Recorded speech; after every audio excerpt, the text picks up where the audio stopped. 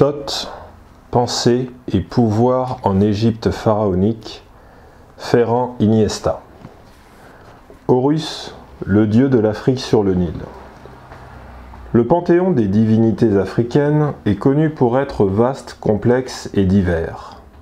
Les noms servent à désigner ce qui est absolu et ce qui est éternel sont très variés. De même que les termes employés par les peuples négro-africains pour désigner le principe suprême de la divinité, Mbiti, Lupo, il ne s'agit pas de forcer l'histoire pour prétendre que le faucon africain de grande envergure et au plumage moucheté de blanc fut le symbole utilisé par tous les peuples du continent, car cela est faux.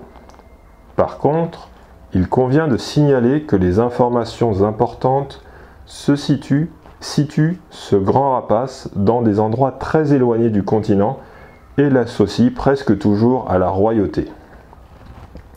Les anciens Karangas du plateau rhodésien construisirent de grands palais, temples en pierre.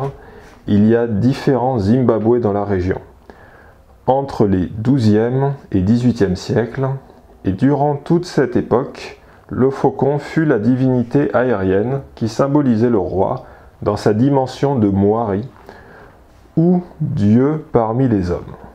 La coupole d'audience sous laquelle le roi recevait ses sujets, dans l'ancienne capitale du Mali, durant le XIVe et XVe siècle, était également présidée par un oiseau d'or qui apparaissait comme élément décoratif, mais qui n'était autre que Douga, le faucon solaire. De manière similaire, dans le Mogadiscio de cette époque, Ibn Battuta décrit la procession dans laquelle le cheikh de la ville se déplace vers la mosquée. Couvert par un pallium qui possède aux quatre angles 4 oiseaux en or, probablement une autre version du faucon céleste. De manière assez généralisée, le faucon, comme symbole de la puissance solaire, est présent dans la mémoire des peuples africains, et plus particulièrement chez ceux qui témoignent une origine clairement néolithique, en terre saharienne ou nilotique, du Mali jusqu'au Zimbabwe, en passant par le Kémite et la Corne de l'Afrique. Le nom égyptien de HWR, le lointain ou l'éloigné, était déjà, avant la naissance du Kémite, un symbole de Dieu, du principe suprême, du grand générateur du monde et de ses êtres. Le sens littéral de ce nom nous renvoie à l'idée de distance, mais aussi de puissance diurne, solaire, ainsi que de la vie initiée à l'aube de l'univers. À la différence du soleil, radiant mais qui s'apparente davantage à un feu dans la savane qu'au vivant, HWR, le faucon de la distance, est un être vivant, doté d'une vision pénétrante et capable de détecter ses proies depuis des hauteurs célestes. Horus est le principe suprême, l'être par excellence, le vivant qui, dans sa condition solaire, ne peut s'éteindre, est le roi du monde qui le survole et le domine depuis le firmament. C'est pour cela que ses yeux seront perçus comme le soleil et la lune, comme la puissance divine et la puissance nocturne, la présence nocturne, comme deux aspects de la même royauté divine. C'est ainsi que depuis des temps prédynastiques, les Han considèrent leur roi capable de s'élever directement jusqu'aux hauteurs célestes du soleil Horus et capable de briller dans le ciel étoilé du nord comme une nouvelle étoile polaire, sans avoir à passer par la dure épreuve de l'inhumation dans l'obscurité des souterrains. L'identité entre le suprême générateur, l'être par excellence et le roi d'un peuple africain se trouve dans le principe vital, dans la force génératrice même, Ndebi Bia, qui apparaît depuis le début et atteint les confins du monde naturel. Et cette identité fait du roi un être humain particulier, investi de la puissance de Dieu. Mais de la particularité du roi ne se limite pas à sa participation intime de l'énergie génératrice, mais possède quelque chose de plus spécifiquement africain qu'un roi divin inca ou quechua. Par exemple, n'a jamais eu, tout comme ses homologues, le roi jouit d'une nature double, divine et humaine, mais dispose aussi dans son essence même de tout ce que l'énergie divine possède de créatif et de destructif, configurant ainsi le mouvement harmonieux de l'univers. Dans de nombreuses traditions africaines ultérieures, le roi est un protecteur, mais aussi une menace potentielle, de par sa capacité à générer des forces sans limite, précisément car il prend pleinement part à la puissance divine, que nous occidentaux appelons puissance créationnelle et les Africains puissance génératrice. En d'autres termes, en raison de sa force mémoire, de sa force même, le roi doit être maintenu à distance du commun des mortels, et chacun de ses gestes possède une transcendance distincte de celle des autres individus. Dans le fond, le monarque divin possède toute la force négative et destructive concevable sur le plan naturel.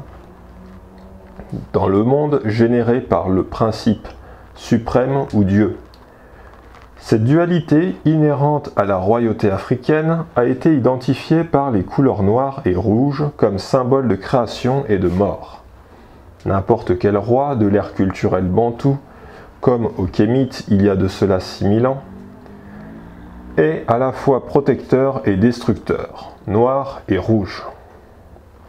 Nous présumons que cette approche a existé il y a quelques 8000 ans dans le Sahara néolithique, puisque des gravures et peintures rupestres nous montrent des personnages avec des masques d'animaux puissants. Et nous pensons aussi que les rois faucons avaient déjà une dualité de par leurs caractéristiques essentielles. Et ces traits devaient déjà être ceux du roi embarqué dans une procession dans la zone soudanaise de Kutsul, aux alentours de 4000 avant Jésus-Christ. Rien n'indique que ce soit produit une divination lente ni une attribution de dualité en fonction des accroissements des populations ou des complexités sociales. L'idée de royauté duale, noire et rouge, apparaît avec toute sa force bien avant la période dynastique et relève d'un vieux tronc néolithique africain situé dans les savanes sahariennes et dans les vallées nilotiques de la région soudanaise. À la différence des monarques divins d'Asie ou d'Amérique et des rois sacrés de la haute antiquité européenne, les rois africains furent des divinités à deux visages, avec tout leur pouvoir harmonisateur et avec toute leur puissance déstabilisatrice dans la même personne. Les représentations d'Horus, l'éloigné, ont une ancienneté démontrable dans l'art rupestre du Sahara. Kutsul fait sa version khartoumienne bien au sud de l'Égypte historique. Et les rois de Neken Eriakampolis furent la première version prédynastique de monarques horusiens, et aussi les plus répandus.